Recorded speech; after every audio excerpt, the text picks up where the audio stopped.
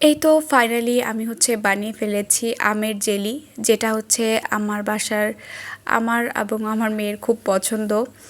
তো এই তো ফার্স্টে হচ্ছে আমটা হচ্ছে একদম ম্যাশ করে নিয়েছি, আর আমের মধ্যে যে আঁশগুলো ছিল সেগুলো হচ্ছে বেছে ফেলে দিয়েছি আর কি।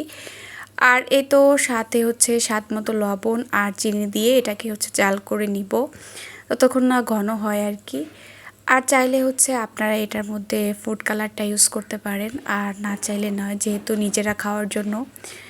আর এটা একদমই সিম্পল রেসিপি, আর খেতেও খুব মজা হয়। যেহেতু আমরা বাহির থেকে জেলি অলওয়েজ হচ্ছে কিনে খাওয়া হয়, তা আমার কাছে মনে হয় যে আমের সিজনে আম দিয়ে জেলি বানিয়ে বেশি করে রাখলে ফ্রিজে অনেক দিনই ভালো থাকে, আর এটা তো খেতেও টেস্টি আর হেলদি।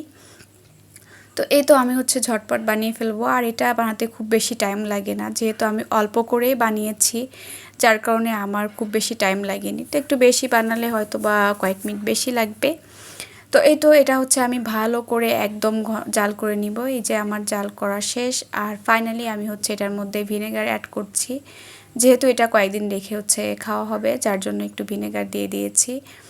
তো এই যে আমার জেলি হচ্ছে একদম রেডি, আর আমি হচ্ছে ঠান্ডা করে দেন হচ্ছে বয়ামে ভরে হচ্ছে ফ্রিজে, নর্মাল ফ্রিজে রেখে দিব।